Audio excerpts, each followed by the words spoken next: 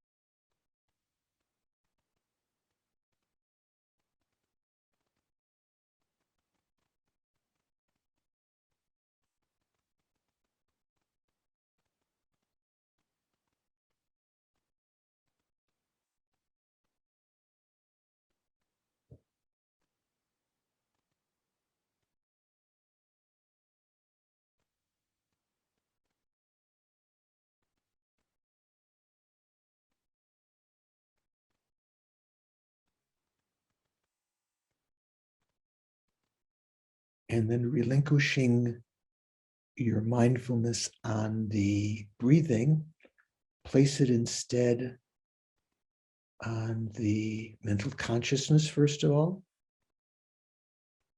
as your general referent, and in particular on the nature of that mind as being clear light, having posing no obstruction for the entry or dismissal of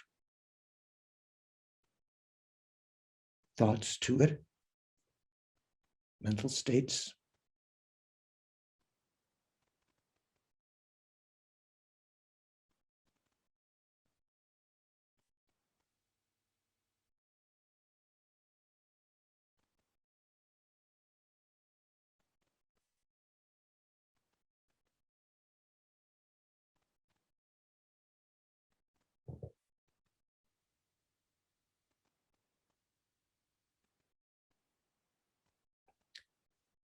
It always helps me to imagine bringing the concentration toward the heart chakra as though away from the five senses, although the mental consciousness abides everywhere.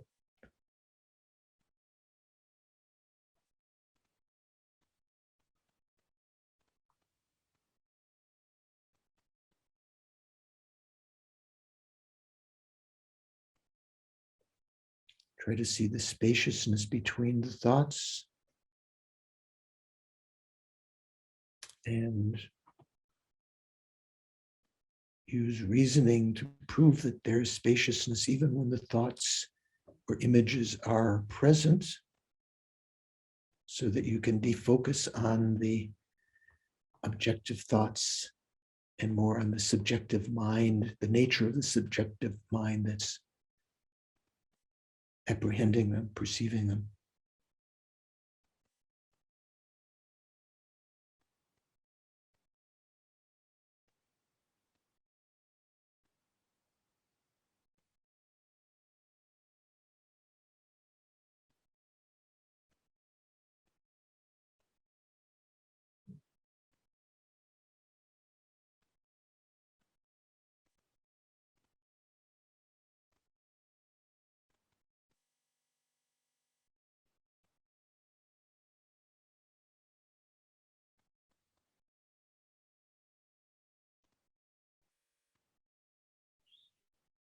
Still, there may be present some adherence to your visual consciousness. Remind yourself that's appearing to your mental consciousness. It's just an appearance, and let go of that by trying to focus on the subjective mental consciousness that's apprehending it, the nature of that subjective mind. It's clear light nature.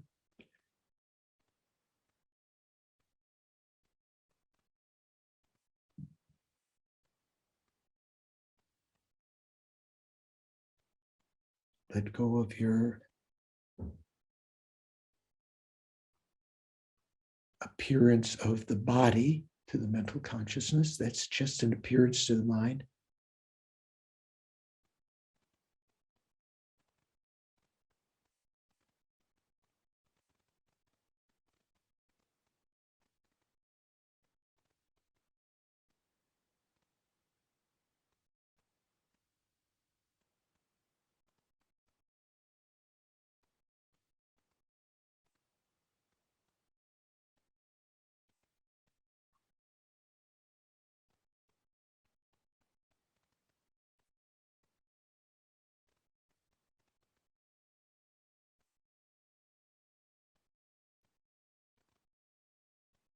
Recognize this is our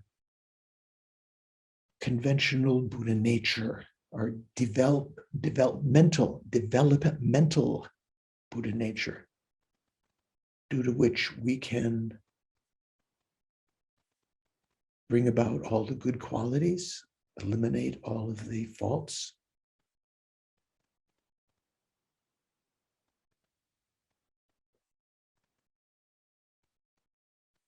And this is due to our now having a human life, in fact, a life of leisure and endowment, even though we have circled in samsara, cyclic existence, since beginningless time. Rarely, very, very rarely having a human life, let alone one with leisure and endowment.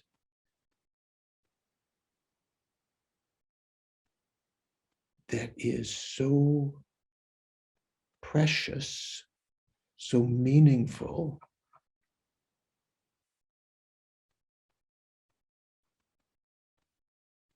in the sense that we can develop at this time virtuous qualities that can ensure our happiness in many, many future lives. We can develop imprints of wisdom, compassion, renunciation.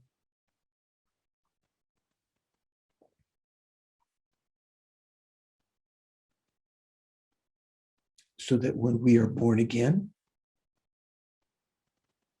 hopefully having created karma to have a human rebirth, life of leisure endowment again, will be endowed with innate wisdom, the remnant, the karmic result of our cultivating wisdom now, the habitual result.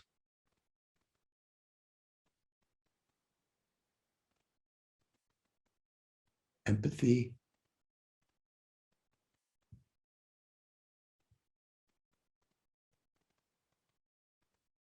thinking of all living beings that are within our perception now, animals and pets, insects, humans, and all of those unseen in the hell realms and the Pareto realm, the God realms, and those unseen in the sense that they're in other parts of the world. They are all equally suffering in the sense of having compounded, all pervasive compounded suffering, at least even those in the God realms with lacking suffering of suffering. They all want to be happy, want to be free of suffering. They've all been kind to us in numberless lives in the past, depthlessly kind. Each and every one of them have been kind as the kindest person you know this life. Your best friends, your mom and dad, your mentors, every sentient being, even your enemy, has in the past repeatedly been as kind.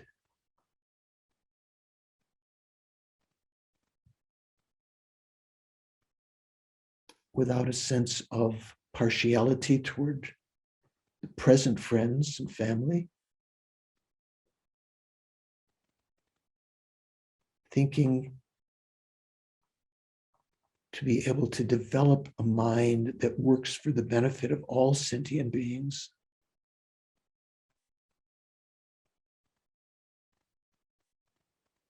To teach them the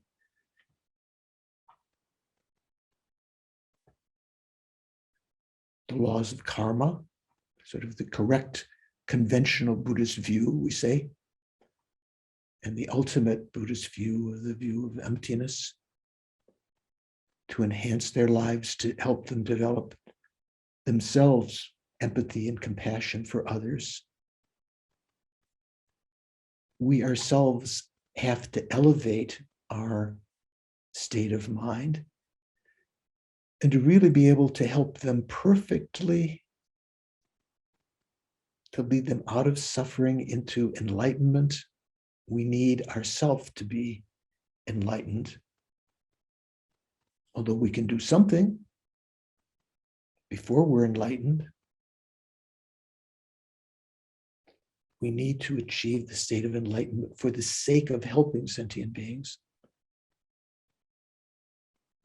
An omniscient state, omnipresent, omnipotent, that can spontaneously and effortlessly lead sentient beings out of suffering, however long it takes, knowing all the paths that lead from their present situation to enlightenment. with that aim in mind, I must achieve enlightenment for the sake of sentient beings. Think that in the present, the next couple of hours, I'm going to engage in a deeper study of the mind, mental factors, understanding this laboratory within which I'm doing these great experiments.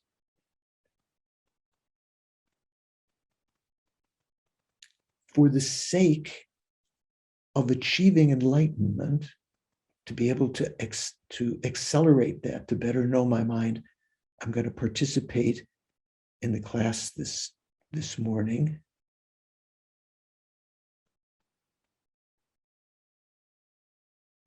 Letting go of other extraneous mental activities, opening up my mind to new information, honing my understanding. I'm going to participate this morning in order to achieve enlightenment for the sake of all sentient beings.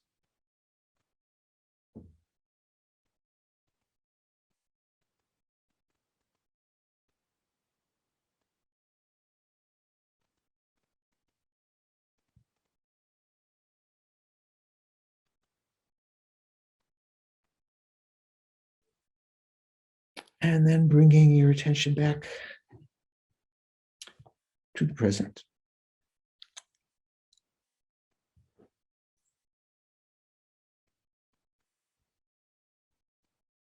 Yeah. Okay. So, how are you doing? Good morning, Anna and Rowena. Who showed up? Ali. Got a few more people. So, there's Stephen. Oh, the sun has arisen in Hawaii. Nice to see. I think, or it's closer to the sunrise. Okay, it hasn't arisen. So, good to see you. Anyone have any questions left over from last time? Brother Bob told me that you had some doubts about mind and mental factors last time I had our original exposition. Good morning, Manuel and Christab. Not sure I've got that right. Anyone have Christy Harb. Christy Harb. Oh, there we go. Christy Harb. I can see that. Sorry. I was looking at the small letters at the bottom of the little box. So anyone have any questions that they'd like to begin with? Doubts that they've been harboring since last week? Okay. So we're talking about the particular subject in Tibetan called Semjung, Chitta Chaita. Chitta is, you probably know that word from bodhicitta, right? Chitta. And also sometimes in the sutra teachings, we talk about kaya vakchitta. Have you ever heard those three words together? Kaya, what does kaya mean? Kind of holy body, right? Like the Dharma kaya and so forth. It has some other kinds of subsidiary meanings, meaning collection and so forth. You could say the kaya is the rupa kaya is the collection of the Buddha's forms and so forth, but it generally means, you could say body. Vak means speech, chitta means mind. So when we talk about the kaya vak chitta, the body, speech, and mind of a holy being. So chitta and chaita means, or semjung, means that which is arisen with the mind. Jung means to arise. So semjung. So these are the two the visions of mind that we're investigating just at the beginning here. We're talking about mind and mental factors. So yeah, we say in English, so mind and mental factors. Mind meaning primary mind, which is aware of just the bare perceptual field. And part and parcel with that is the ability of mind to have particular functions and to center on particular aspects. Those are called mental factors. They're not something different, different substance from the mind, but conceptually we can understand that they are, that primary mind and mental factors are different. So we gave the definition last time from the Madhyanta Vibhagna, the famous text by Maitreya, one of the 5 texts of Maitreya. Do you guys know the 5 texts of Maitreya? Was Maitreya a human? Bob, what do you think? You've read all these scholarly books. Well, Maitreya is supposed to be the future Buddha, but he transmitted his text to a Sangha who wrote him down, according to the way it's said. Right. I thought maybe you'd give the scholarly interpretation. That some people say Maitreya was a Sangha's teacher, and so he must have been a human or something like that. So Mahayana Buddhists believe that Maitreya is currently the regent in Tushita heaven, and will eventually come down sometime in the very distant future to be the next teaching Buddha, universal teacher, like Shakyamuni Buddha did. And a Sangha was able to be present in Tushita heaven. He had, through his cultivation of long retreat and meditation and aspirations, and was able to clarify the Mahayana. And Maitreya taught him in the course of a couple of days in Tushita heaven, the 5 texts, which amounted to something like 50 years of earth time. He taught him 5 texts that were called the 5 texts of Maitreya, one of which is called the Madhyanta Vibhagna. Madhyanta means middle, anta, Madhya means middle, anta means extremes, ends. So the Vibhagna means discriminating. So discriminating what is the middle way from those that are not, that are on the edges, that are not exactly the right view. And in that text, there's a famous definition, is that mind is that which knows the mere perceptual field, and mental factors are that aspect, those aspects of mind that know the particularities. So that was the first definition. That's generally considered to be a definition that's good for meditators. But the more, in a sense, another definition is on page 12, when we talk about, here we say, what do we say? To explain clearly, when the mindfulness of an object, for instance, a form, is produced, the two, mind and the mindfulness in its retinue, are similar in observing the object form. Nevertheless, they are posited separately. The knower of the mere entity of the object, being form, is called mind, or sem, or chitta. But from the point of view of the function of acting not to forget, it is called mindfulness, and that's the mental factor, chaita, or semjong. It is not the case that they have separate entities like a pillar and a vase, or vase, if you like. The modes have been set forth in accordance with how it has been taught in Gyaltsabje's text. Gyaltsabje, I remember, was one of Lama Tsongkhapa's 2 disciples, who became the next throne holder after Lama Tsongkhapa passed away, in his text called Essence of the Ocean of Knowledge. an explanation of the compendium of knowledge. And Gendum Drup's, the first Dalai Lama's Ornament of Reasoning and the great treatise of valid cognition explains that the definition of main mind is that which is concomitant by way of 5 similarities with the mental factor in its retinue. So we introduced this last time. Here, retinue can be understood to be that which accompanies something. It's a very common expression when we talk about mind and mental factors. So let's say a king or queen, or let's say Beyonce, am I pronouncing that correct? Beyonce has a retinue, her manager and her driver and her bodyguard, and they're always with her, right? There might be some times when they're not, when she's completely relaxed at home lying on the sofa. In the same way, with any mind which is not completely sort of just waking from sleep or about to go to sleep or partially unconscious, mind has a certain retinue that's always with it.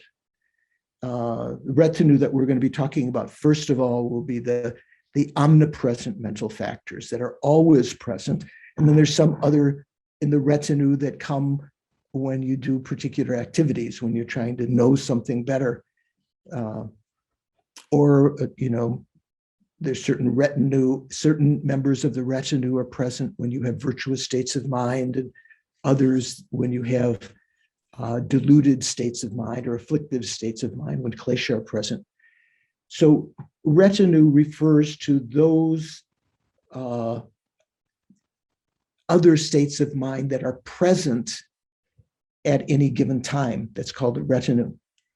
So the definition of a main mind, or a sem, or chitta, is that which is concomitant by way of 5 similarities with the mental factors in its retinue. Does that make sense, Doug? Starting to make sense? What do you think? I don't know, yeah, Bob? Okay. So, and then vice versa. The definition of a mental factor is that which is concomitant by way of 5 similarities with its main mind. It sounds almost circular, right?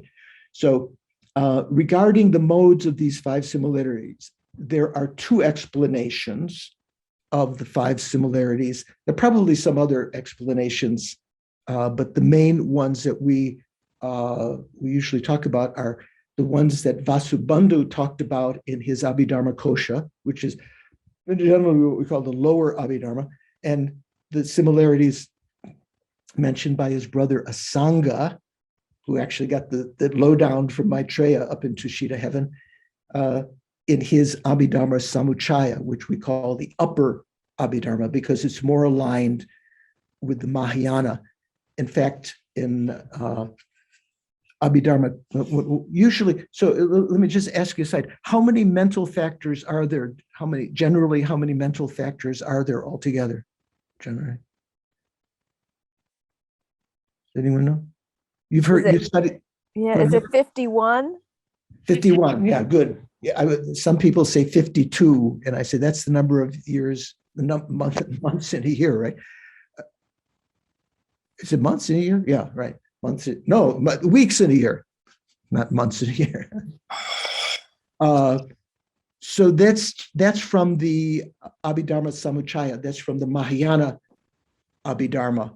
In the Abhidharma Kosha, there's a different number of mental factors that are posited, and some of the Sarvastivadins and other kind of Hinayana systems had different number of mental factors. But here, when we talk about the 5 similarities from the Abhidharma Kosha, which we translate as treasury of knowledge. Kosha is a Sanskrit word that means can mean sheath. You know what a sheath is? Where you put the sword. It can mean repository, or here it goes treasury. the treasury of knowledge, Abhidharma Kosha, the treasury of Abhidharma meaning higher knowledge. Here it says they have similar, the 5 similarities are similar support, similar object of observation, or we could call that referent object, similar aspect, similar time, or you can also say duration, meaning how long it lasts, and similar substance. So what does that mean? Since a mental factor is also supported by the sense power upon which the mind is supported, their supports are similar.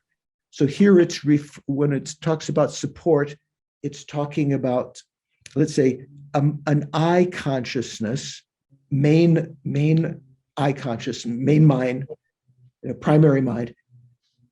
It has retinue of mental factors that also depend on the eye organ, the eye faculty, right? Ear consciousness has mental factors that depend upon the ear faculty. So you can't have mental factors of the eye consciousness acting in the retinue of the ear consciousness or the nose consciousness and so forth. So they have the same support, the main mind and the mental factors. They have a similar object of observation. And they have, say, for instance, my eye consciousness may be seeing a cup, a mug, that might be its object of observation. And the aspect that the eye might be, eye consciousness, the next one, the similar aspect might be that it is apprehending the pale yellow, I don't know, is this cream, maybe this is cream color. Did you see my mug before? This is one fellow who came to Deer Park, a wealthy guy. He had a chocolate company, and he wanted Geshe Zopa to recommend his chocolate. So he said he would support the monastery, and it's kind of a little shaky. Anyway, he had these mugs, do no harm, benefit others, it says on the other side. Anyway, so referent means the object, let's say the thing that you're observing. What does it say? Object of observation. And aspect means that aspect of it that you are apprehending, like say the color or shape or something. Mind and mental factors have a similar time or duration. Here it says, since the mind and mental factors are simultaneous in regard to their production, their abiding, and cessation, their times are similar.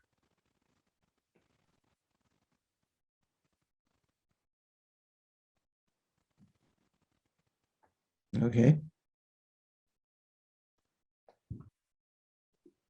So you don't have the mental factors lasting longer than the mind. If the mind is present, it will have those mental factors that are in it will have the same duration or time as it. And then the fourth, and then similar substance. Just as minds of a similar type are distinct substances, likewise, mental factors such as feelings of a similar type are also distinct substances. Therefore, their substances are similar. So one can understand this to mean that the mind, let's say a main eye consciousness is the same substantial entity as its mental factors. This is something that we mentioned before in other contexts. It's not as though the mental factors can be separated away physically from the mind. You could say they can be separated conceptually, right? we separate them conceptually? You can understand them separately, but they are of one substance. Any doubts? Clear? Yeah, Bob. Yeah, I mean, it seems to me that a simpler way of explaining it is we have a mind that's present, and we're just labeling all the different parts of that mind that's present. Yeah, if you say parts or aspects. Yeah, it almost sounds like that. Like there's, like if you have a what's the cake, Karen, that we always have at Christmas? The Italian cake. What's that called?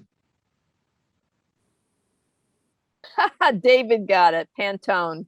Pantone. There's some raisins and there's some frosting and the crust, and as though it has parts that are localizable.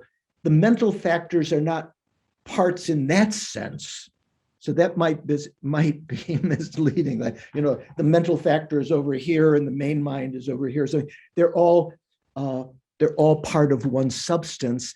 That same mind, you could say parts, but if you understand, it has various abilities to perform functions, all of one substance.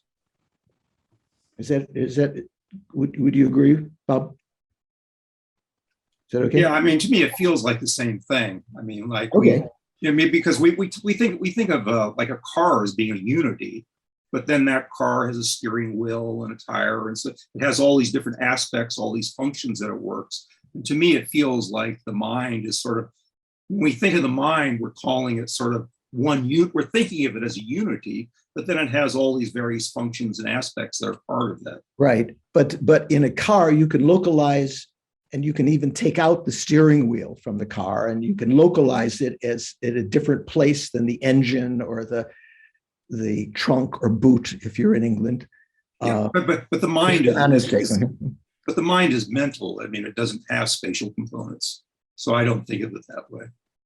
Okay, good for you. Okay, so Louis, I just wanted to ask, would it be more appropriate then to say that we're talking about functional areas rather than? Yeah, you could say functions. Areas kind of implies area localizes. I see what you're saying. It's not like there's a specific space there. Okay. So so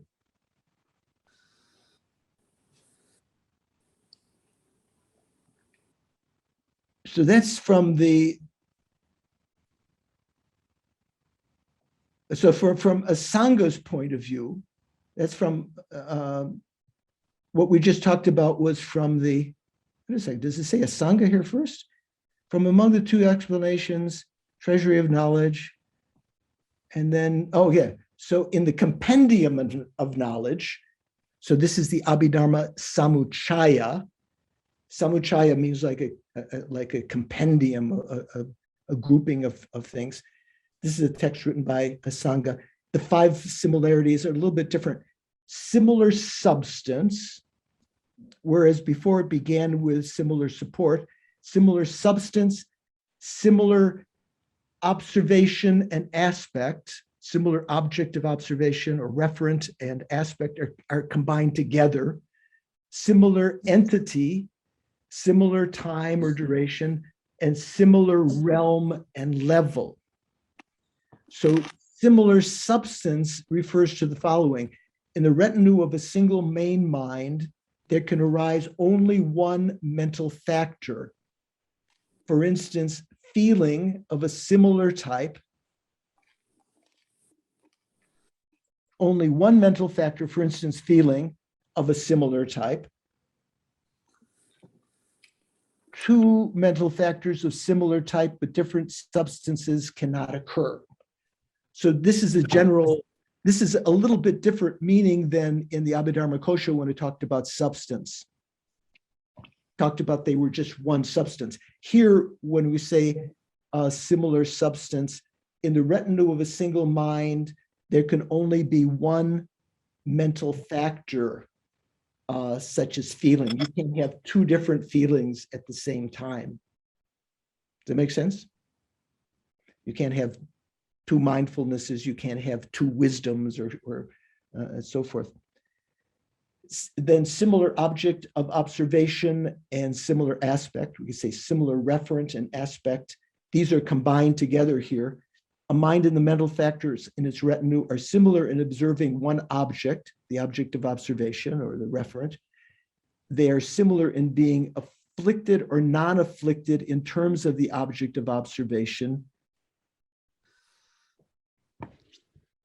They're similar in being afflicted or non-afflicted in terms of the object of observation and the subjective aspect. What does that mean? Anyone have a clue? Afflicted or non-afflicted? Have we used that expression before? If the I would think that if the object you're observing is being observed, say through attachment, then the whole observation is afflicted, and any mental factors associated with it would also be afflicted the same way.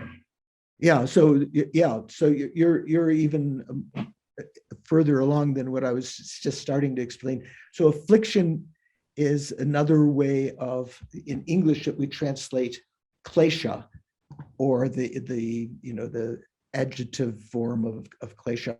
I can't remember what that would be. So here it says, a mind and the mental factors in its retinue are similar in observing one object, the object of observation, and they are similar in being afflicted or non-afflicted in terms of the object of observation and the subjective aspect. So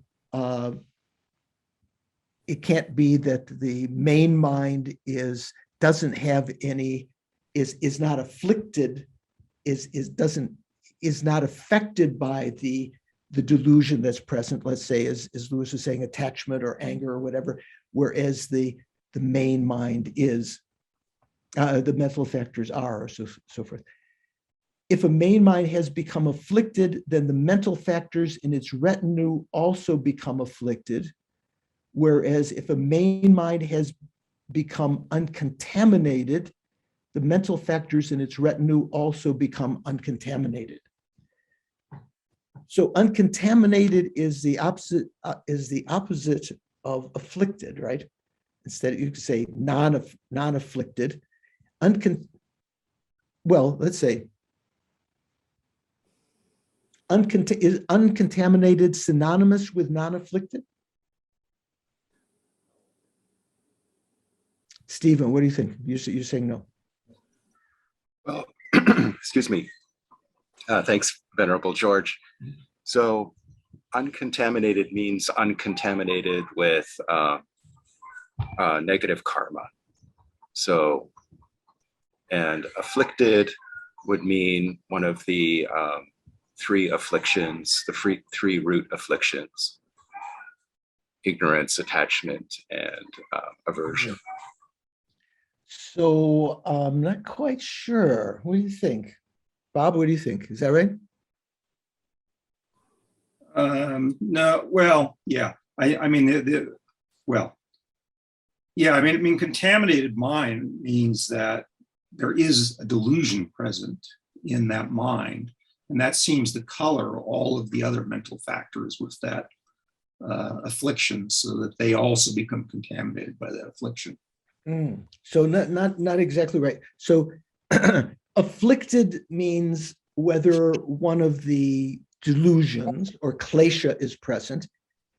Contaminated and uncontaminated have to do with one particular klesha, and that is grasping to true existence, or grasping to inherent existence. They're synonymous from the point of view of Prasangika. So a mind could be unafflicted. Say you had a virtuous state of mind. Is that unafflicted? That's not an unafflicted, virtuous state of mind? Why not? Stephen, you're saying no. Well, you might be demonstrating one of the virtues, but it could still have that fundamental ignorance related to it. right? So it would have it could be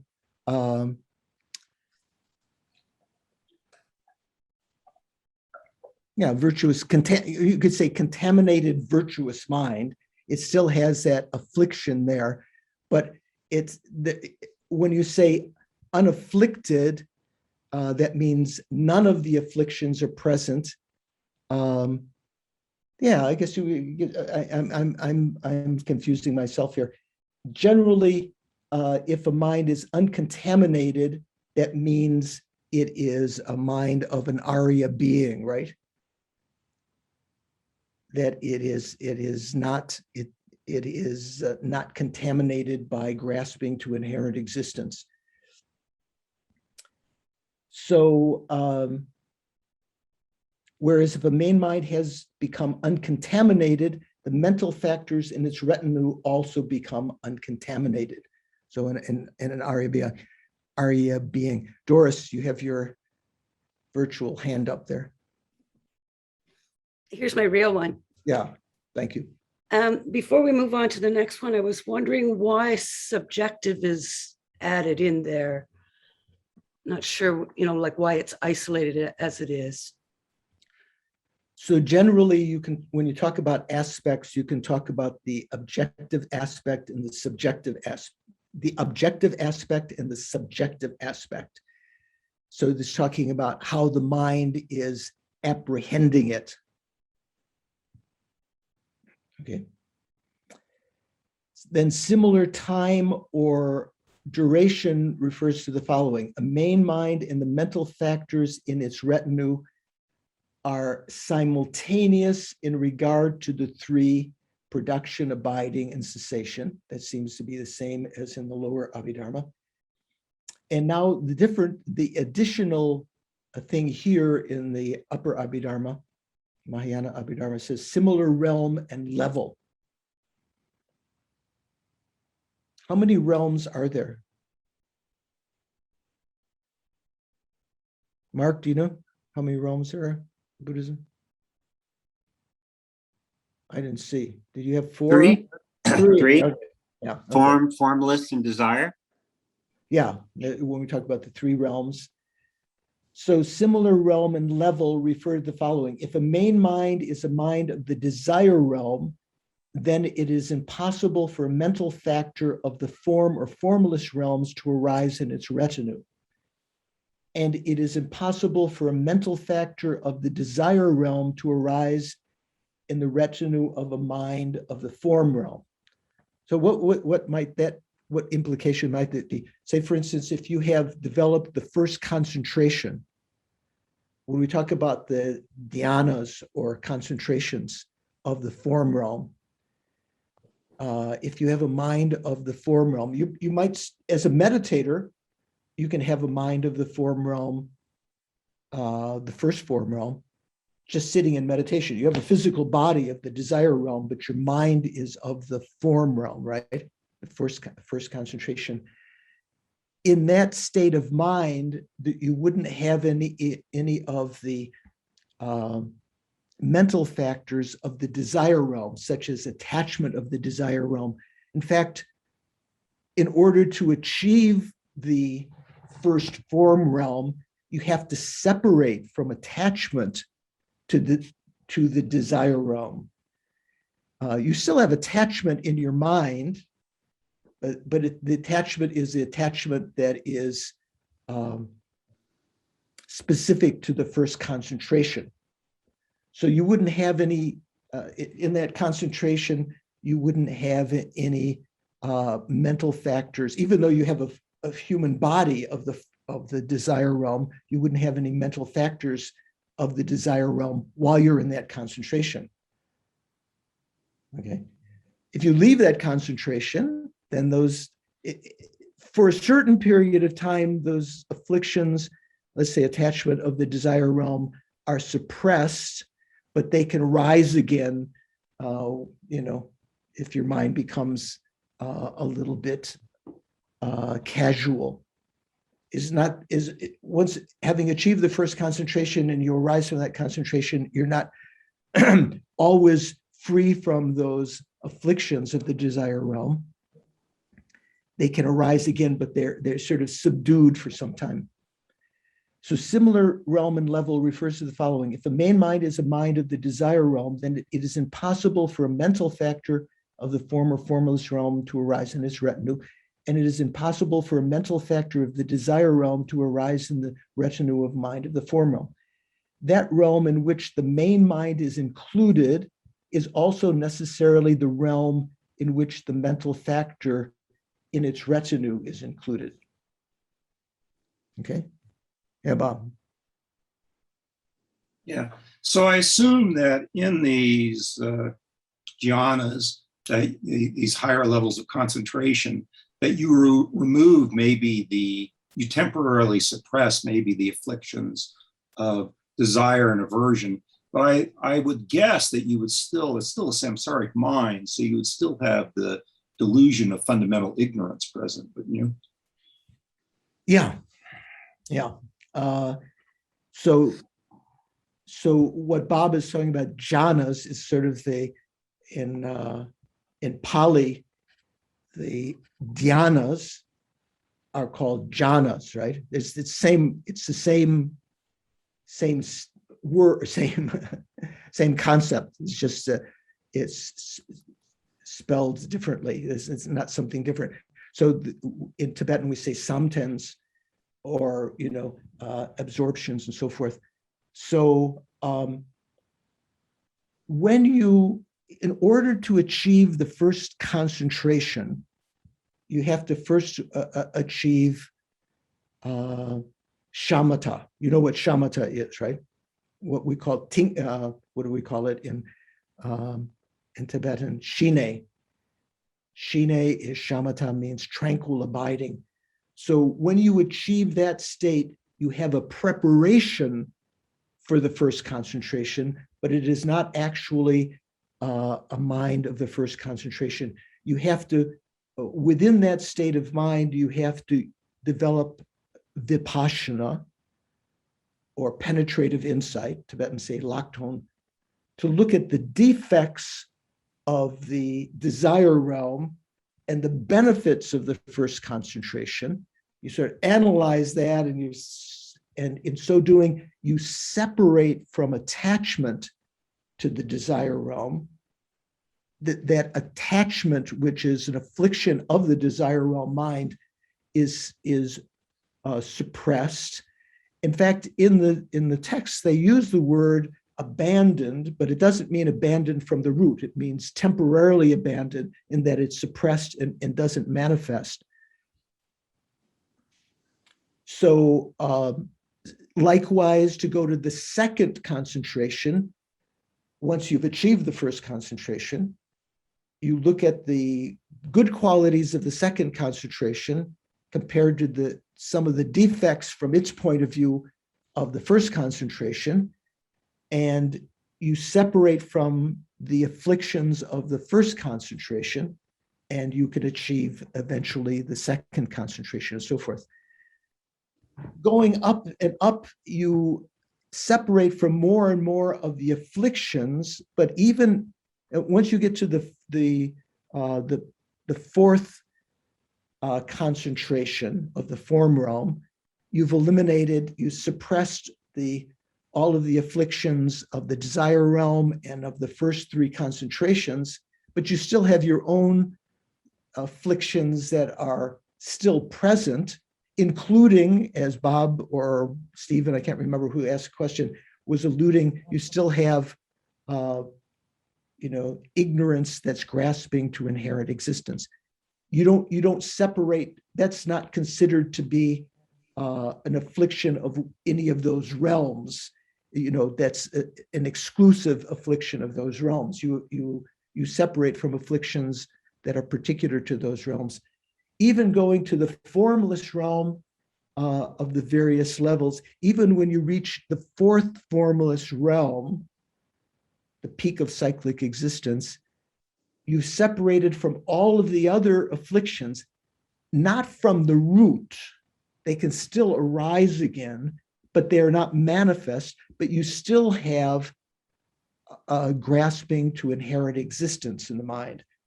It's impossible through what's called the mundane path. Mundane path means achieving these concentrations and formless absorptions. It's impossible to separate from grasping to true existence or grasping to inherent existence just by the mundane path itself. So when you first achieve tranquil abiding, shamatha, there are two avenues open to you. You can use your shamatha and your vipassana that you're trying to develop to what's called the mundane path to achieve the first, second, third, fourth concentrations, the four formless absorptions, or from that point, you can just leave that aside and use your tranquil abiding in what's called the uncontaminated path to analyze emptiness. And then you can get rid of everything, all of the afflictions and the grasping to inherent existence. So that's an option at that point. So similar realm and level. Did we finish that? The realm in which the main mind is included is also necessarily the realm in which the mental factor in its retinue is included. Okay, we okay? Anna, how you doing? You got it? Okay. I don't see Rowena and Manuel, so I don't know. I can't see the expressions on their faces. So regarding minds, this is on the bottom, page 13, they're near the bottom.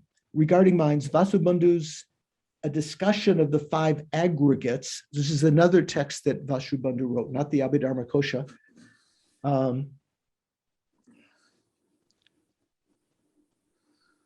He says, what is a primary consciousness? It is that which knows an object of observation. Regarding minds, what is a primary consciousness? It is that which knows an object of observation. And in the treasury of knowledge, so this means the Abhidharma Kosha, which Vasubandhu also wrote, primary consciousness knows individually. These are other comments about mind. Then the omniscient Gyaltsab Che here is giving a honorific title, the omniscient Gyaltsab, also taught that the definition of a mind is a knower that is distinguished by knowing the mere entity of an object. The way of explanation of the ornament of reasoning and valid cognition has already been described above. So when primary consciousnesses are divided, there are 6 groups of primary consciousnesses. Is that always the case? There are always 6 kinds of primary consciousnesses? Stephen, what do you think? Bob is saying yes, I think. Stephen is saying no. Well, there's one tenet school that postulates 8. Right. The Chittamatra school postulates 8 consciousnesses. But here we're talking about the 6, so it means the 5 senses and mental consciousness, right? So question. Actually, in the text, it's in Sanskrit and Tibetan, it's more or less, it doesn't say question. It actually says, if it is asked, that's literally, Shena at the end of the sentence. If it is asked, what is primary consciousness? And it doesn't say it doesn't in Tibetan or Sanskrit, it doesn't say response. These are just ways of demarcating the texture. There are 6 groups of primary consciousness. That the primary consciousness of eye, ear, nose, tongue, body, and mental primary consciousnesses. If it's asked, what is an I primary consciousness? It is an individual knower that is supported by the I and observes form. Supported by the I means the I faculty here, right? Not the gross orb of the I, but the I faculty. That's its support. What is an primary consciousness? It is an individual knower that is supported by the ear and observes sound. Nose primary consciousness, individual knower that is supported by the nose faculty and observes odor. Tongue consciousness, individual knower that is supported by the tongue and observes taste. Body primary consciousness, individual knower that is supported by the body faculty that pervades everything in the body, maybe not the brain. The Tibetans say it is the body faculty does not pervade the brain or the hair, the hairs, the follicles it pervades, because if you pull on a hair, you feel, right? But doesn't, if you cut your hair, even though when you're a kid, you might cry when the barber is cutting your hair, there's no pain from cutting the follicles of your hair, right? Or the nails also, although if you pull them, there's some body consciousness at their roots, but if you just, with the little clippers, if you clip your fingernails and so forth, toenails, there's no body consciousness there. What is mental primary consciousness? It is an individual knower that is supported by the mind faculty, the mental faculty, and observes phenomena. So that's simple. Here is very wordy. Sometimes you could have, just saying one of those things, you could say it follows similarly for the others, right? With regard to the way of positing the three conditions for the 6 engaging consciousnesses, there appear to be many differences between the higher and lower tenet systems that need to be distinguished, but I will not elaborate on them here. What are the 3 conditions for a consciousness, the operation of a consciousness? Here it says the 6 engaging consciousnesses. You could say the operation of the 6 consciousnesses. What are the 3 conditions that are necessary? We talked about this before. David, do you know? Come on, got you. 3 conditions. Come on, give it a try. For eye consciousness to arise, what are the 3 conditions that are necessary? You hit the object. Oh, What? they're on the same porch. It's, that you can see them. So she's cheating a little bit. They can hear you talking. Thanks, Mark. Yeah, he was scolding them. So there has to be an observed object condition. That is, let's say, in the case of eye consciousness, it would be something which is the image of which is on your eye faculty. There has to be the dominant condition, that is the eye faculty itself, and there has to be the immediately preceding condition, which is a previous moment of consciousness that transforms into this moment of eye consciousness. We there to everyone, please. I don't see. Anna, what are you saying? This, please, what? From Anna. I'm just asking what text and page we're on. Sorry, We're on page 14, at the bottom of page 14 in Yeshe Gelson's text, right? You have Yeshe Gelson's text, right? The translation by CG? Yeah, I think that will, yeah, it's on my computer, my laptop. Oh, okay. Okay, thank you. Yeah, sorry. Someone have a comment? So he's not going to elaborate on them there. So for instance, in the Chittamatra school, in the mind only, they have a different interpretation of these conditions. But we're not going to go into that detail now. If you want to know something about that, you can check in the text by Lati Rinpoche. He mentions something about these conditions in the Chittamatra school and so forth. So now on the page 15, although the so-called mind basis of all, What is that? Does anyone know the Sanskrit of that? That's very famous. Nadine, have you heard of that? Mind basis of all? What is that? Alaya Vijnaya. Alaya Vijnana, right? Vijnana. Alaya, Store consciousness. yeah. Chitta So, Matra view. right. Actually, the Buddha used that term in the sutras, and Chittamatra interprets it to be a particular thing, but the Buddha, may have used it with a different intention in mind. So it's not as though it's only found in the Chittamatra, but in general, mind basis of all. Although the so-called mind basis of all and the afflicted intellect have been explained in the texts of Asanga and his brother Vasubandhu. So what is that talking about? They wrote many texts about the Chittamatra system.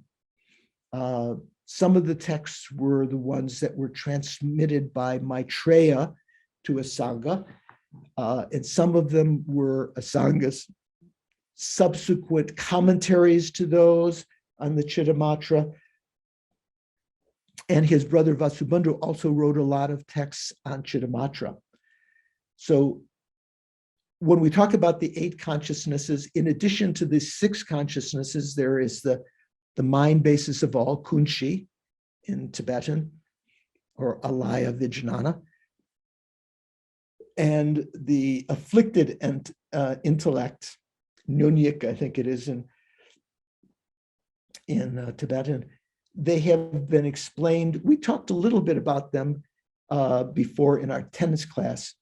I merely wish to write about the identities of the mind and mental factors that are common to the higher and lower tenet systems. That means the general 6 consciousnesses, because these extra 2 minds that make up the 8 consciousnesses are exclusive to the Chittamatra or Yogacara.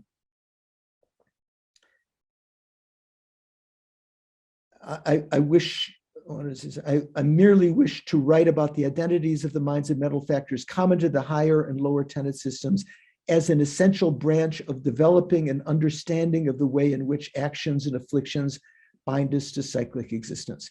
This occurs on the occasion of a being in the intermediate scope, when sustaining the object of observation and subjective aspect of the stages of the path to enlightenment in the context of reflecting on the origins, the drawbacks of cyclic, reflecting on true origins, the drawbacks of cyclic existence. So what is that talking about? Say, he says he just wants to write about the identities of mind and mental factors that are common to all of the lower and upper tenets as an essential branch of developing an understanding of the way in which actions and afflictions bind us to cyclic existence. Actions and afflictions, karma and klesha, right? Essentially, when asked what is the second noble truth, you can, what is the origin of suffering? You say karma and klesha. This occurs on the occasion of a being of the intermediate scope when sustaining the object of observation and subjective aspect of the stages of the path to enlightenment. So what is the person of intermediate scope trying to do? Attain liberation. Achieve liberation. That's the exclusive aim of that path, right? To escape from cyclic existence. So in order to escape from cyclic existence, you have to know what the causes of cyclic existence are, the origin of suffering, karma and klesha, and you have to apply the antidotes to that, understanding the drawbacks of samsara and so forth. So then he says, nevertheless, the manner in which the mind basis of all exists or does not exist and so forth is an especially crucial difficult point unshared by the upper and lower tenet systems.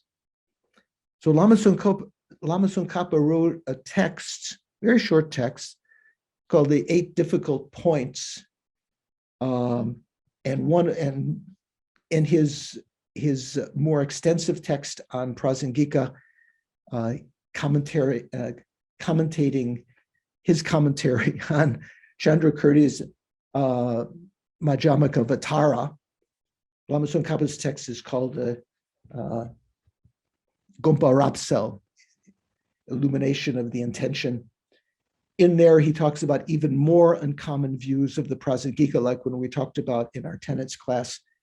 One of the special points is that the Prasangika, their explanation refuting the alaya vijnana and so forth.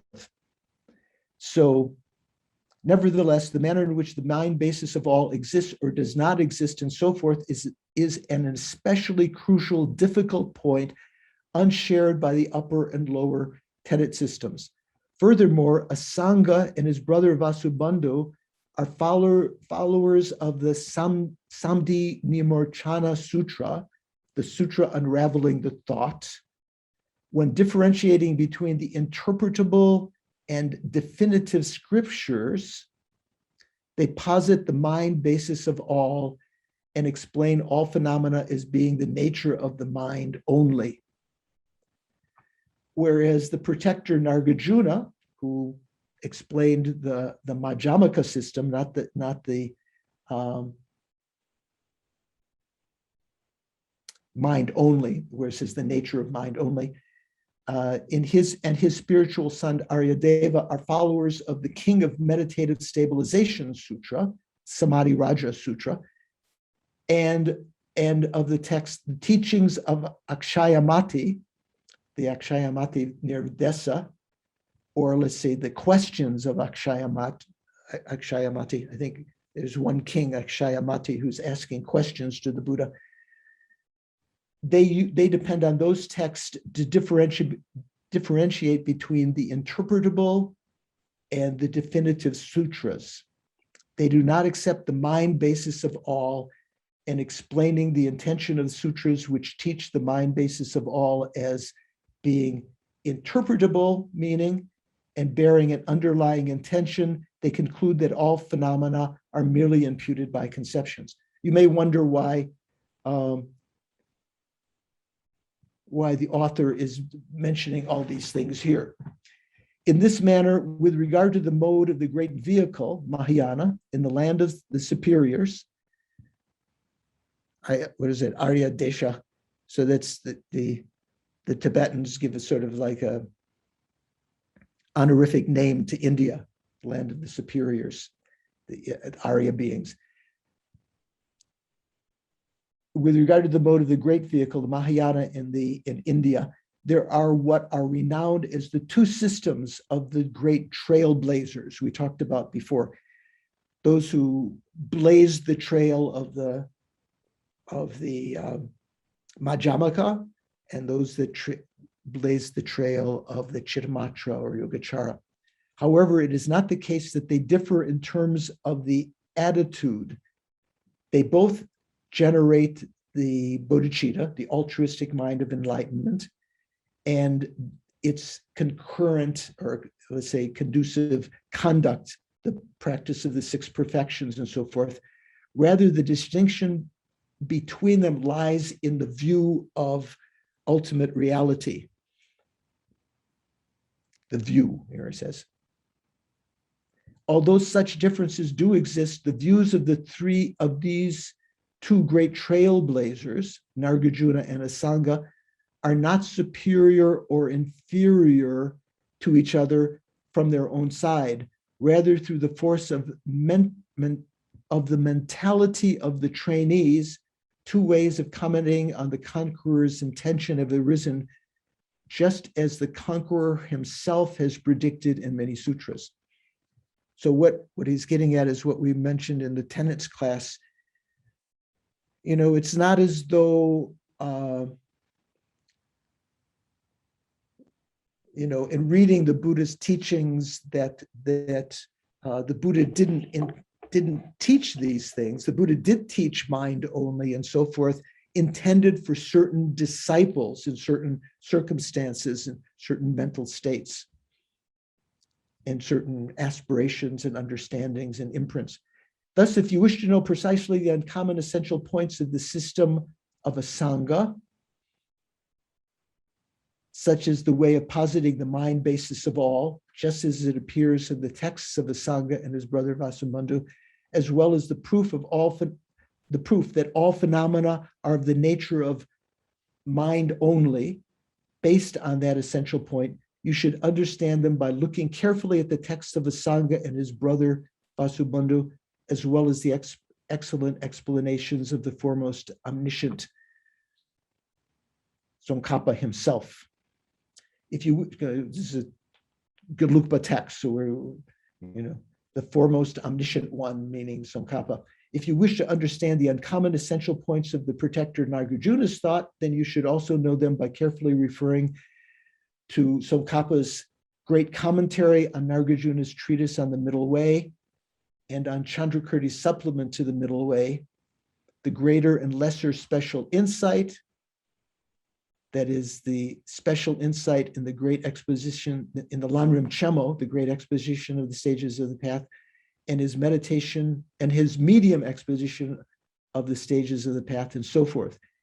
These are the excellent explanations difficult to find in the three worlds. So basically we can say, generally in the Gelugpa tradition, we say to understand well the Chittamatra system, besides reading Asanga and Vasubandhu's text about Chittamatra, Lama Tsongkhapa wrote two great texts. One is the difficult points of mind of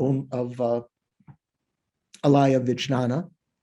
That was one of his texts. And another one is his Lekshe Ningbo. What His Holiness considers to be one of the very, very important texts to understand, especially the Chittamatra view, and also talking about the view of the Madhyamaka and so forth, but the main important parts are about the Chittamatra. To study the Madhyamaka from the point of view of, in general, the Indian texts, we depend on Nagarjuna's fundamental treatise and Aryadeva's text, the 400 stanzas, Chandrakirti's Madhyamaka-vatara, but in particular, Lama Tsongkhapa's commentaries. So in the Gelugpa, we say, if you've received teachings on emptiness from the Lanrim Chemo, that section in the Lanrim Chemo is called Laktong Chemo, or Laktong means Vipassana. So the great treatise on Vipassana in Lama Tsongkhapa's text. In his treatise Gompa Rapsel that I mentioned before, the illumination of the intention, that's Lama Tsongkhapa's commentary on Chandrakirti's Madhyamaka-vatara.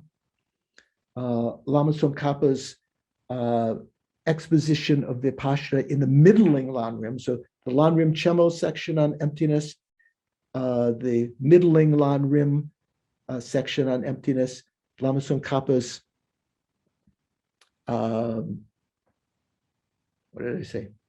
The Lanrim Chemo, middling Lanrim, and his Gompa Rapsel, the illumination of the attention, and his Lekshe Ningbo, the text that also is studied for understanding the Chittamatra view. If you've received those four texts, it said, you know everything you need to know about Prasangika. It refers to other texts, of course, like Uttara Tantra and other things, but these are the main texts that the Gelugpas study. Okay, so in the meetings, these are the excellent explanations difficult to find in the three worlds. Okay, so now mental factors. We talked about mental factors incidentally here. Mainly we're talking about main mind and mental factors. Now, the Chaita, now we're talking about the Chaita or the Semjong, the mental factors. Regarding the entity of the mental factors, this is on page 16 for Anna, who doesn't have the text in front of her. The explanation of the mental factors as has been said in the discussion of the five aggregates, this is a text by Vasubandhu. There is a translation of that, by the way, you can find discussion of the five aggregates. What are the phenomena that are the mental factors? Tibetan semjung, or chaita in Sanskrit, literally that which arise from the mind, or you could say arise with the mind. Kind of hard to say they arise from the mind. They are simultaneous with the mind. So if you said they arise from the mind, it sounds like the mind comes first and then the mental factors come afterwards, right? They arise with the mind. Response, they are the phenomena concomitant with the mind. They have these five similarities. When the mental factors are divided, there are 51 according to Asanga's Abhidharma Samachaya. Actually, there are 80, there are said to be, we'll finish that in a second. This is important to know. There are 5 omnipresent mental factors. The 5 object ascertaining or determining mental factors. So 5 and 5 make 10. There are 11 virtuous mental factors, 6 root delusions, 20 secondary delusions or afflictions, and 4 changeable mental factors. Do you know those? Do you know those? Can you remember those already? You know those categories? What are the 50? How do you divide up the 51 mental factors, Louis? I think you've studied some of this before. We just said, but just you now, without looking at the page. You have to unmute. You have to unmute. Don't know it by heart Okay. as to the numbers, but I do know that there's the omnipresent, the object ascertaining. Okay, so both of them have 5, so we got 10. Then There's the virtuous ones. There's the 11. afflictions. yeah, Afflictions, secondary afflictions, and the ones that are like sleeping and stuff like that. Yeah, I'll know exactly they're what they're called called. changeable. Yeah. Changeable. So 5 and 5 make 10. 11 virtuous, what is that? 21, right? 21, yeah. 6 roots, 27. 27. 20 secondary, 47. And then if you add to 47, you add 4 changeable, 47 and 4 make 51, right? Yeah, I just didn't remember the numbers. Yeah. I know the categories, but not the numbers. It's good to know them. In fact, it's good to know each of the divisions. Who knows, on the final, there might be some questions like that. So, so don't get confused. I always used to think there were 52 mental factors, thinking that, the 52 weeks of the year. So there are 51 mental factors. Thus, it is just as it has been said in the discussion of the 5 aggregates, this text by Vasubandhu. Roger, the disciple of Geshe Tarchin, who translated several of the Art Engels, I think, translated this text by Vasubandhu, the discussion of the 5 aggregates. You can find on Amazon.com. 5 are omnipresent, 5 ascertain objects individually, 11 are virtues, means virtuous states of mind, 6 are afflictions. So it doesn't say they create negative karma, right? They're afflictions. Others are secondary afflictions. 4 are changeable. Okay, so the first category, the first thing we're going to talk about here is the kundro nga.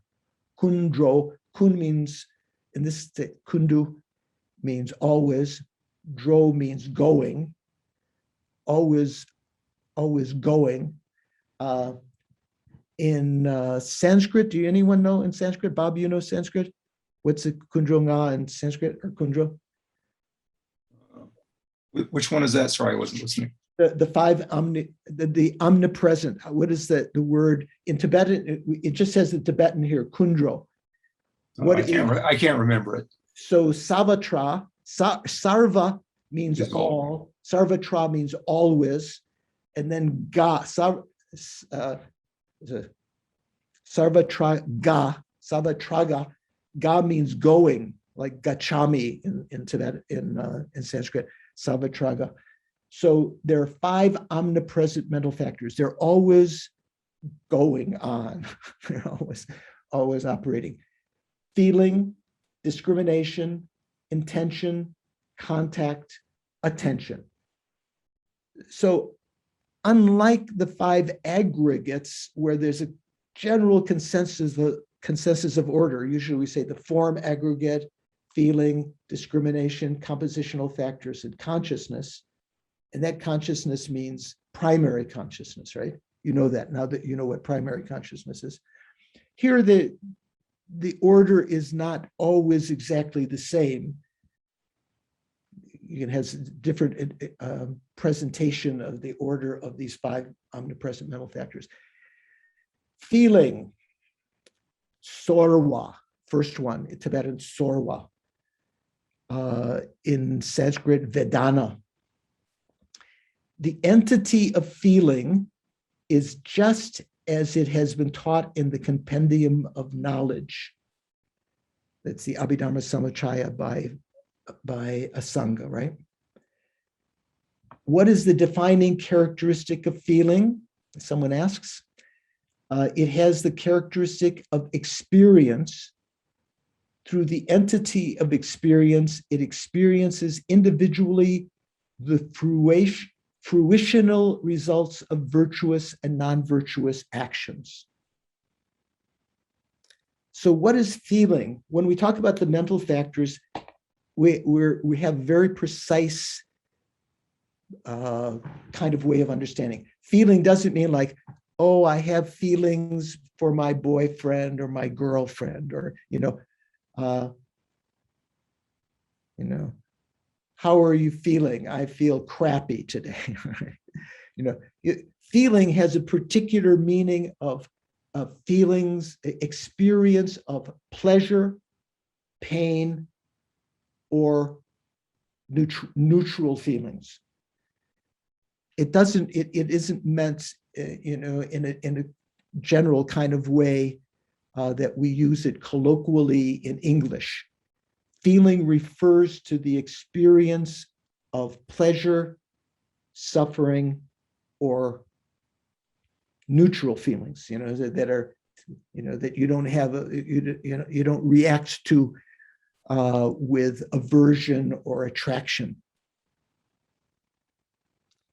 It has a characteristic of experience. So that's the important thing here.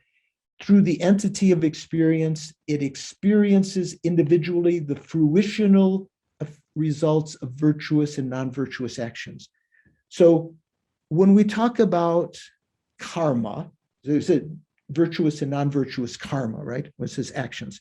When we talk about karma, there are said to be 4 results of karma.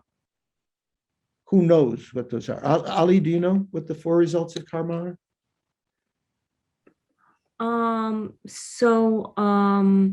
I guess karma keeps like reinforcing our attachment. So it creates suffering and it creates more attachment. Those, I think some of those statements are right, but that's not, when we talk about the 4 results of karma, there's a particular understanding. So it's worth noting this down. Bob, do you know the 4 results of karma?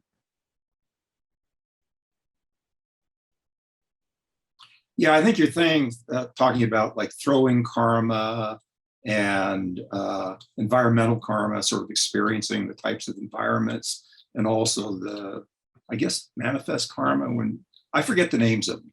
Okay, so it's good to, these are all things that are worth knowing the names of. So there are 4 results, or let's say effects, same word, pala in Sanskrit, debu in Tibetan. You can call it results or You can say cause and result or cause and effect, right? What works more in English? Cause and effect, I usually say. There are four kinds of effects of karma. There is the maturation effect.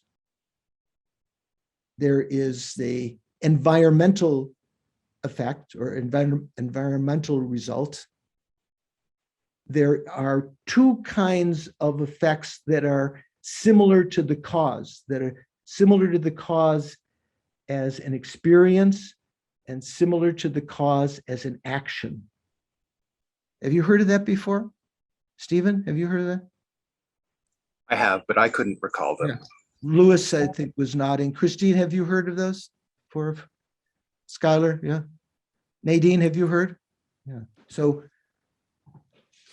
maturation effect, generally when we talk about karma, the usual thing that's mentioned in the Lan Rim is rebirth in one of the realms, right?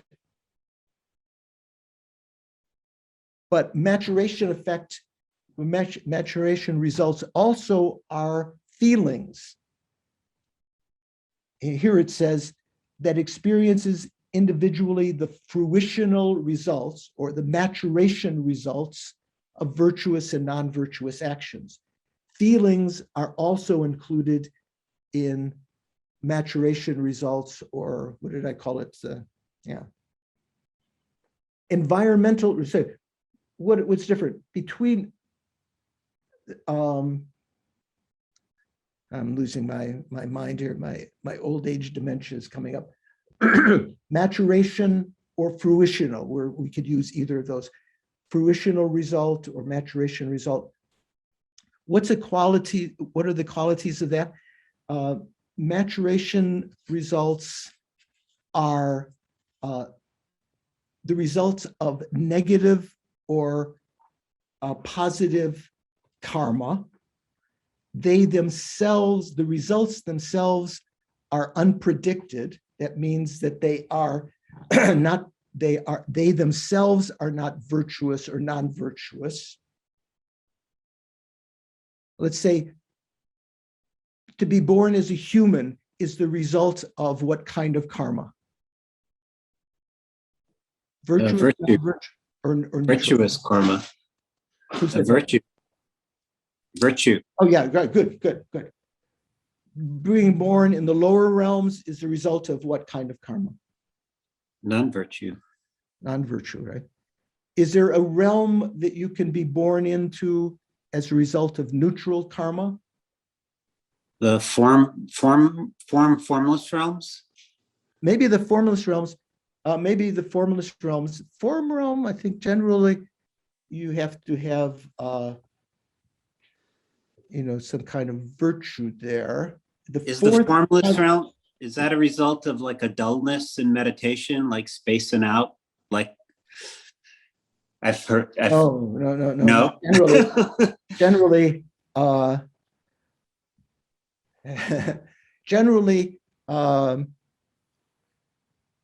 when we talk about feelings, when you achieve the first concentration, you are separated from in the form realm. Now, not talking about the desire realm gods, but the gods of the form realm, right? That's different than the gods of the desire realm, who are still higher than us, that are still part of the desire realm.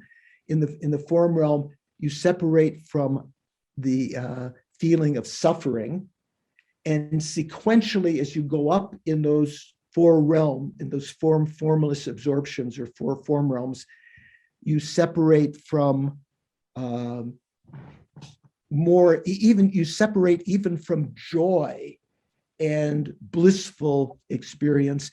In the fourth concentration, there's only the feeling, because we're talking about feeling here, there's only the feeling of equanimity, of neutral feeling. In the formless absorptions, there's only neutral feelings. So what is the defining characteristic of feeling? It is the characteristic of experience through the entity of experience. It experiences individually the fruitional or maturation results of virtuous and non-virtuous actions. So when I talk about maturation result, the first of the four results, it has to be caused by virtue or non-virtue. It itself has to be neutral. So to be born as a human or a god or a hell being, it's not itself virtuous, right? It's a result of virtue, but it's neutral. It's unpredicted. And it has to be included in the continuum of a sentient being, maturation result.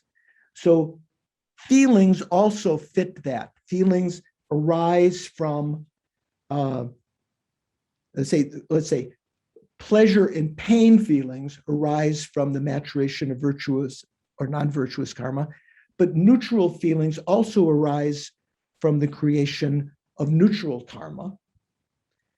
They're within the continuum of a sentient being, and those feelings themselves are not virtuous or non-virtuous, right? By their nature. You agree? Ida, what do you think? If you have a happy mind, is that virtuous?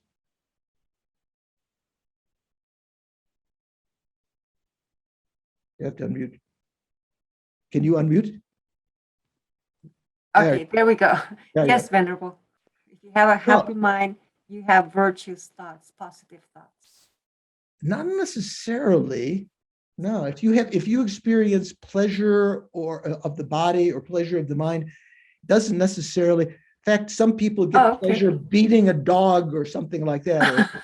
Or, the politicians, when they bash the other people, they do something bad and they feel good about it.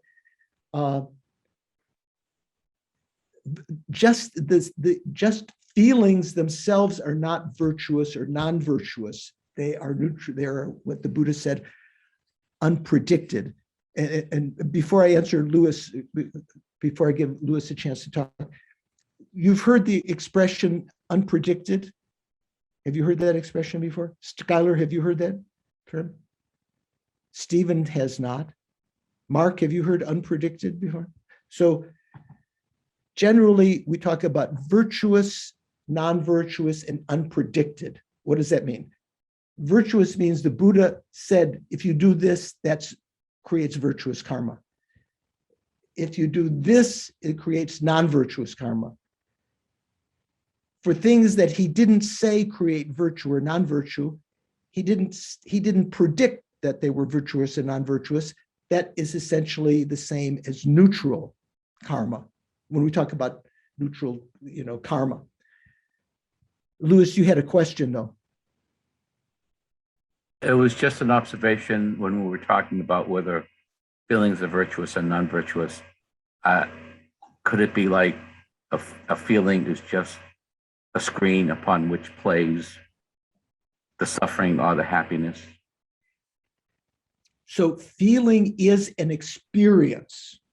It's not as though there's a feeling out there that's being observed, and the feeling observes it.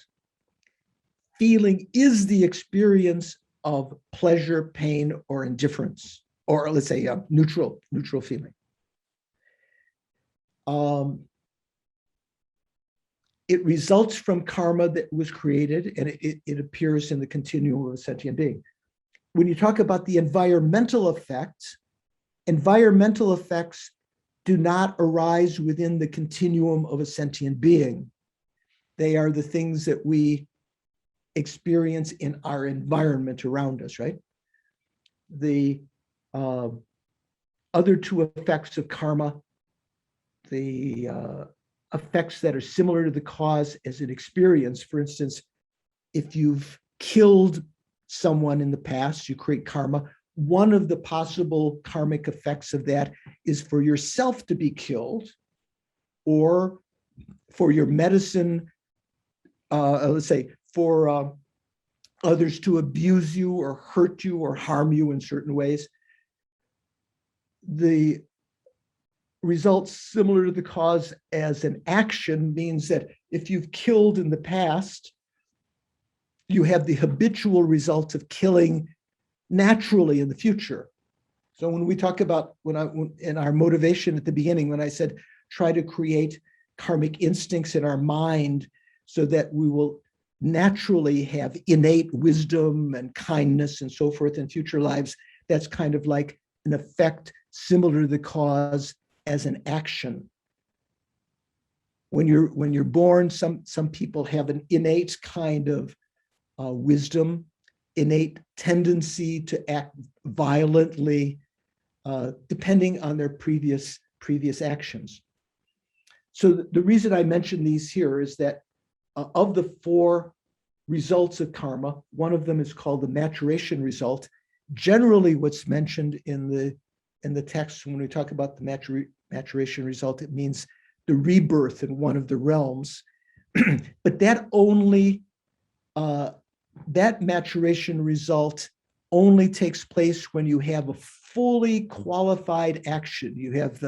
You've observed an object, you have the intention, you've carried out the action, and there's a completion of the action.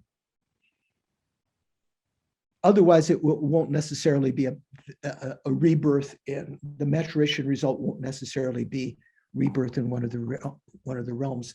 But one of the other maturation results, the main way that karma ripens or matures on our aggregates is the feeling, the experience of pleasure, pain, or indifference. In Jeffrey Hopkins' book, The Meditation on Emptiness, when we talk about feeling, he says, feeling is the entity of experience individually experiencing the fruitions of virtuous and non-virtuous actions. So it sounds like it's only, that you would only experience the results of virtue and non-virtue, whereas you do experience neutral feelings also, which must be caused by neutral actions. Its objects are pleasure, pain, and neutrality. Pleasure is that with which, when it ceases, one wants to meet it again. So feeling itself is neutral, but when feeling appears in the mind, depending on a person's predispositions, they might want to prolong that feeling if it's pleasurable. If it's unpleasurable, they want to get rid of it. So they might develop anger and repulsion. Whereas for a pleasant feeling, it can give rise to attachment. So the feeling when the feeling first occurs, there is not yet an affliction present as a response to it. As a result of the feeling, you can develop attachment if it's a good feeling. You can develop repulsion or anger if it's an unpleasant feeling. You want to get rid of it. If it's a neutral feeling, you might feel indifferent, which is a perpetuation of what we call sort of general kind of ignorance. Pleasure is that with which, when it ceases, one wants to meet it again. Pain is that from which, when it arises, one wants to separate. And neutrality, being neither pleasure nor pain, is that with respect to which, when it arises, neither the wish to meet nor the wish to separate occurs. Pleasure, pain, and neutrality are called fruitions or maturations, in order to emphasize that all generations of pleasure and pain and neutral feeling are the results of former actions. Stephen, what's your thought? Venerable George, so I've heard about something called static or unmoving karma that I think takes effect in the form and formless realms.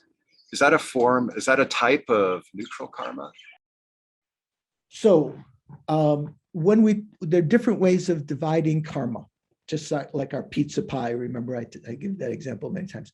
So you can divide karma into virtuous, non-virtuous, and unpredicted. So unpredicted karma means karma that the Buddha didn't say it was virtuous or non-virtuous. So that means karma, which it will result in neutral feelings. That's one way of dividing. Another way, so virtue, non-virtue, unpredicted. Another way of dividing is into meritorious, non-meritorious, and unmoving, or as you, I think probably what you're saying, static. So it sounds like the same thing, but a little bit different. Meritorious is more or less the same as virtuous. Non-meritorious, more or less the same as non-virtuous, but unmoving, or as you say, static, is in this context. Meritorious karma can ripen in different realms. You can create karma which is meritorious. It doesn't necessarily mean that it will ripen as a human being necessarily. Animals, like say nagas, that as a result of their meritorious karma, they can be wealthy. Animals can have pleasure too, right? You ever see your dog or cat smile when it eats a nice, nugget of your food or something like that, or when you pet them or something? Even the breeze in the hell realms that temporarily might be a respite from the intense suffering arises from virtuous karma and from meritorious karma.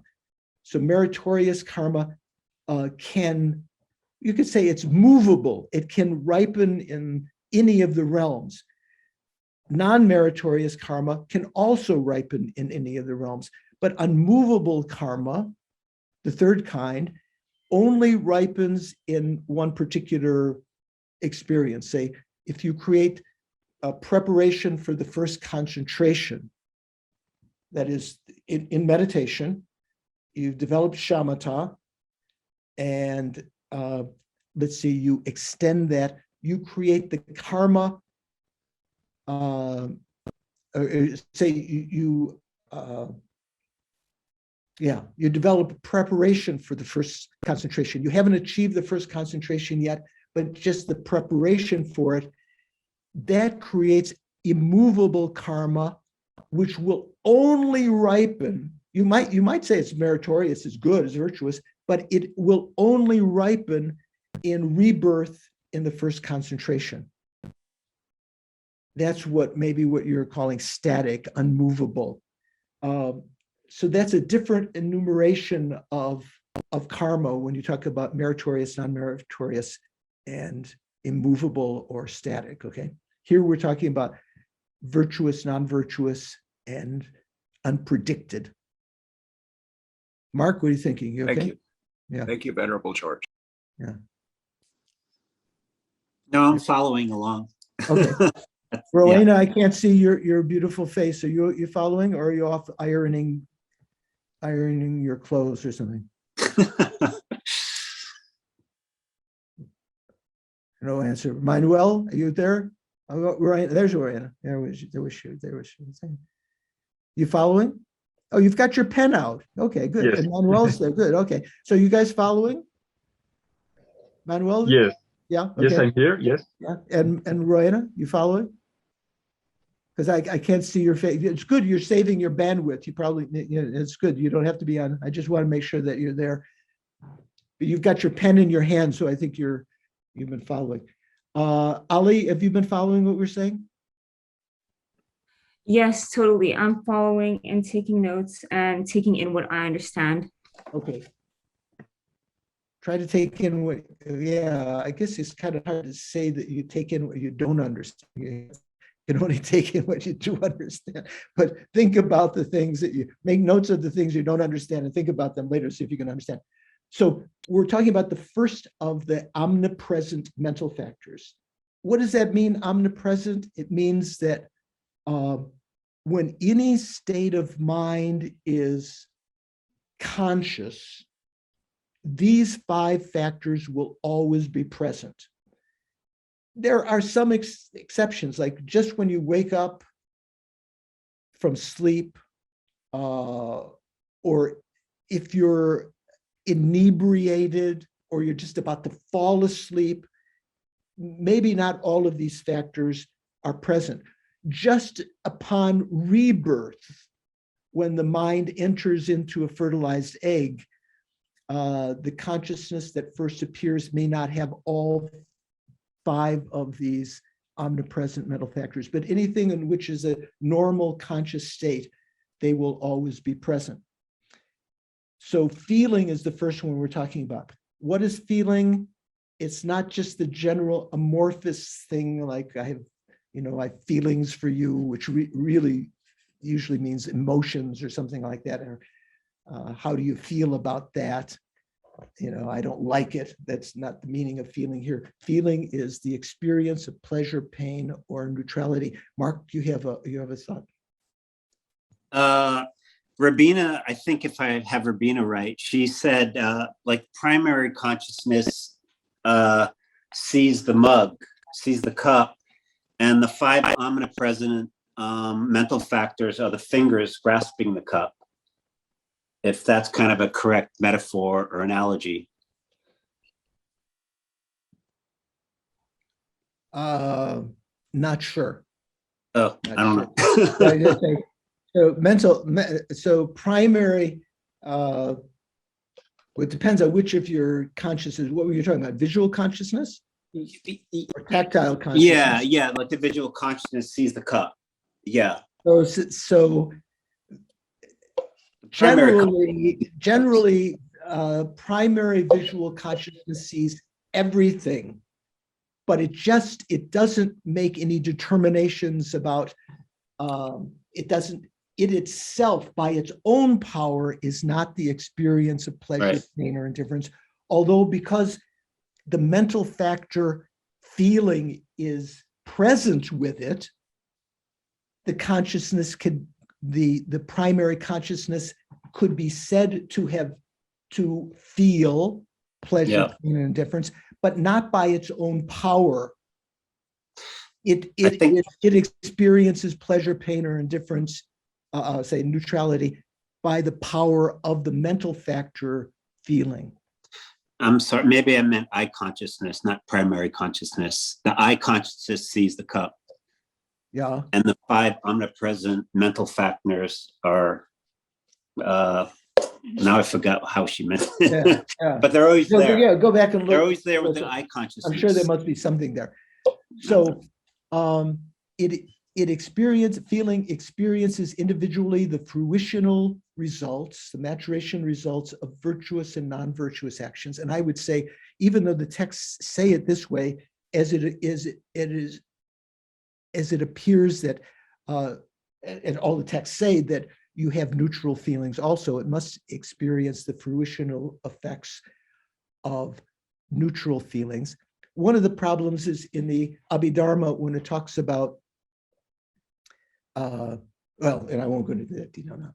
So here, that which experiences by feeling is taught to be a fruition or a maturation. So when you have a maturation result that throws you, as Bob was using throwing karma before, throws you into another rebirth, that's also a kind of maturation or fruitional result. But that only occurs when you've got all of the factors that are needed to be a complete path of action. Do you know the difference between actions and paths of action, Christine?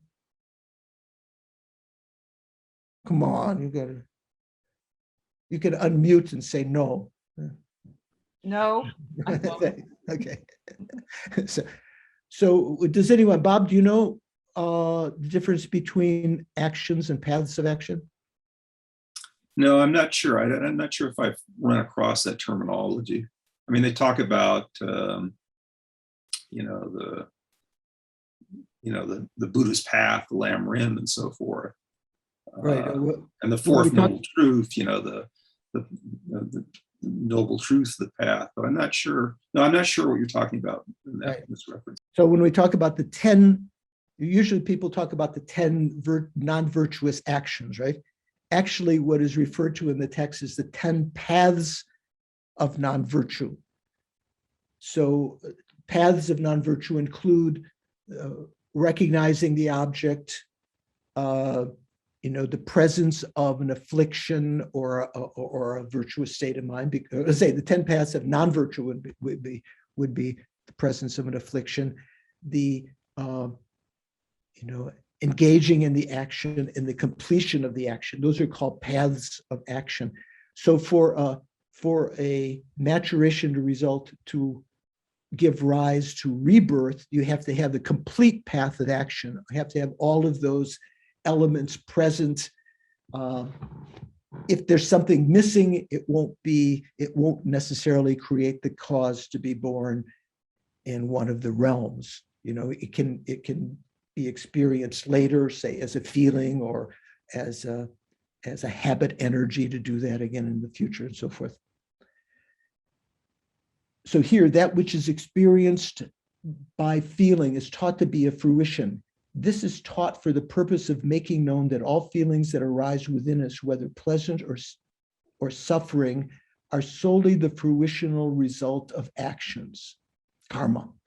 Moreover, the Lanrim Chemo, the great exposition of the stages of the path, states, the manner in which actions are definite, and I've asked this question in many classes, and Stephen has been able to answer correctly in one of the classes when others didn't know. The manner in which actions are definite is as follows. Regardless of whether we are ordinary beings or superiors, that means like us, or Arya beings who've realized emptiness, there's a big difference, right? Ordinary beings are people like us who have not realized emptiness directly. We might have some insight or belief in it, but we haven't realized it directly. Arya beings, those who've realized it directly, also translated in English as superiors. Whether we are ordinary beings or superiors, all happiness in the aspect of pleasant feelings, even as slight as that produced in dependence on a cool breeze when one is born in hell. So even hell beings can have some pleasurable experiences. All of that arises from virtuous actions accumulated in the past, not in the present. When you talk about instant karma, right? That's not a Buddhist concept. Happiness cannot arise from a non-virtuous action. When we talk about karma is definite, this is what it means. Happiness only arises from virtue. It doesn't arise from non-virtue. Also, all suffering in the aspect of painful feelings, even as slight as that produced in the mental continuum of a foe destroyer, an arhat. So what does that mean? Do arhats have suffering? Haven't they? Mark, you say no? I thought arhats had eliminated, Arya beings have cut the root of ignorance, Right. but they still have to experience suffering. Right. But arhats have exhausted all their negative karmas, and they don't experience. Okay. What do you think, Stephen? Are you going to agree or are you disagree? Well, I'm thinking an arhat on the Mahayana path is a bodhisattva that has entered the 8th ground. And so therefore there must still be some negative karma.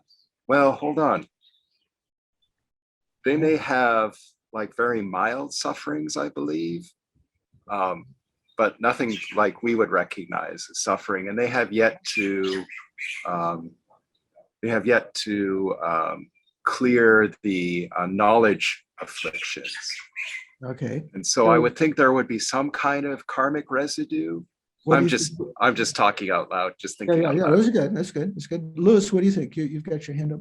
I was going to say, even an embodied Buddha can feel pain. It's just you don't react to it. There's no, it's just there. It's like, I mean, my understanding was Buddha felt pain when he died, but it was just there. There wasn't any emotional component to Okay, it. so No there's pleasure or suffering. So a little difference of opinion here. So from regard to what Stephen and Mark said, generally arhats do experience suffering, but in the interpretation of Lewis, they don't necessarily, they say, yeah, I'm suffering, but so what, the Buddha himself, from the Mahayana point of view, experiences no suffering whatsoever.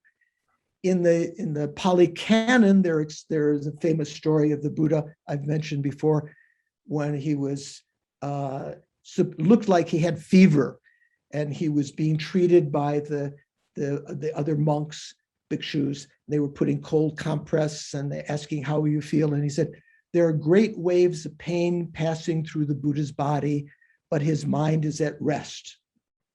Right, sort of like what Lewis is saying. That's the Hinayana interpretation. That was, from the Mahayana point of view, the Buddha's experience only uncontaminated bliss, whatever, even if they eat caca or whatever.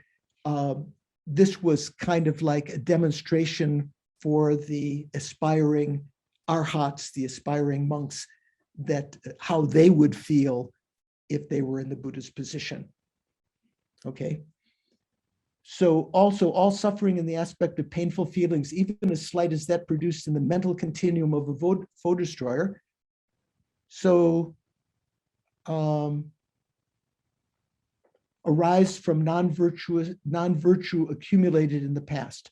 Suffering cannot arise from a virtuous action. That's the meaning of karma is definite. So I've gone over a minute from the extended time. We're going 2 hours.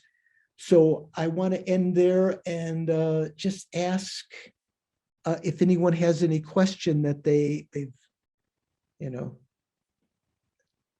have left. You don't want to wait till next week or the discussion group to ask. Anyone? Venerable George.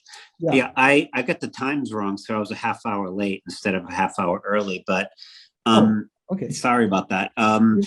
Can you just review what you said when substance? I kind of logged in when you were talking about substance and similar substance, and I don't know what that means.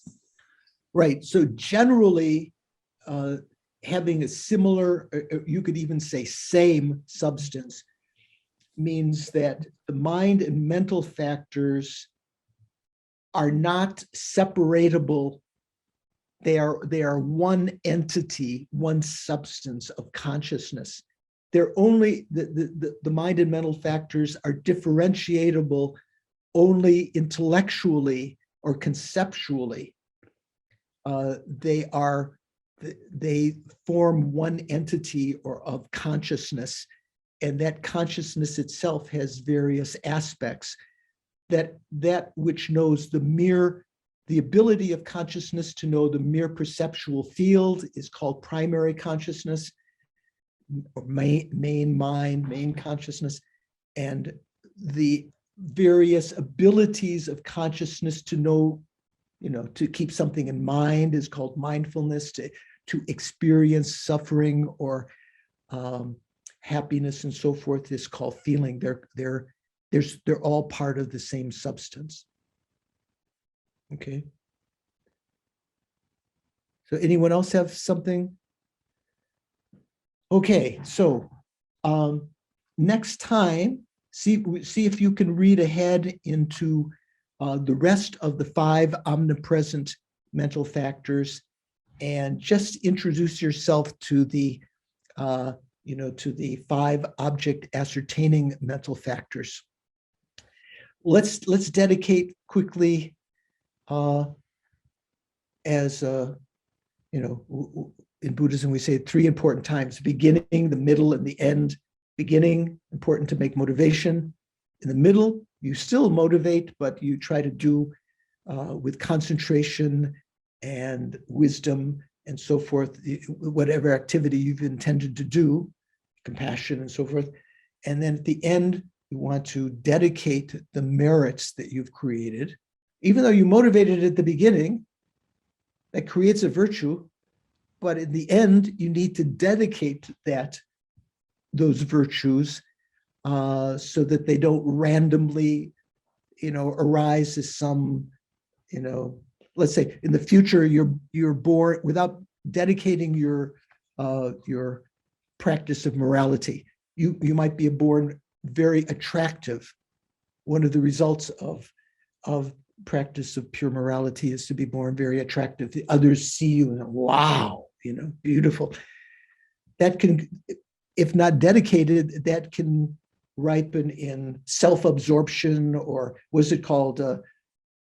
What's a common term? The Hollywood actors and actresses and so forth. Or as a result of generosity, you could be born very wealthy in the future, and as not having dedicated that merit towards spiritual goals, you can become avaricious and miserly and proud of your wealth, and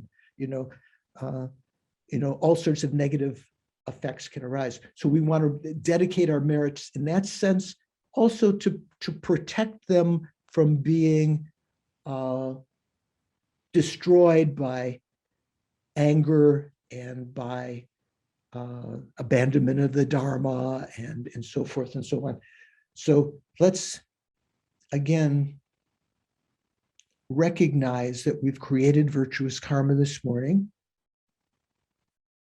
We've created virtuous karma in the past, the seeds of which still reside upon our mind stream, and we can dedicate even those karmas, besides the karma that we've created today, even the karma in the future that we have not yet created, we can dedicate.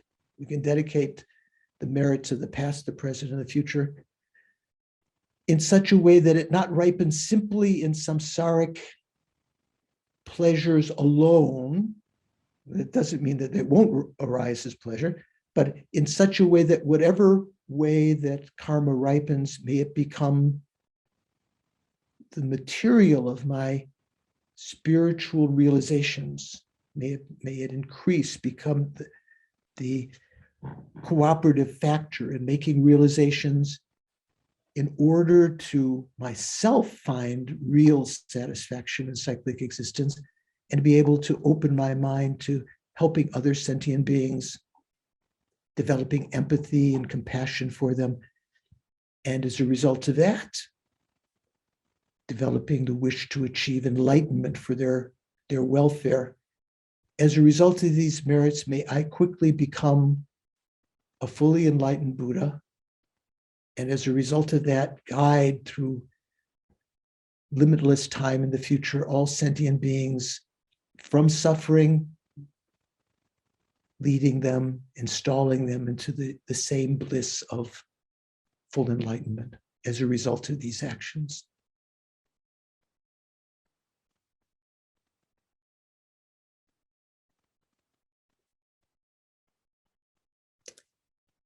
Thank you very much. So have a good week. Enjoy well. I just got my third COVID shot. Hope the rest of you, when you're eligible, you get yours. And see you next week. Take care. Thank you.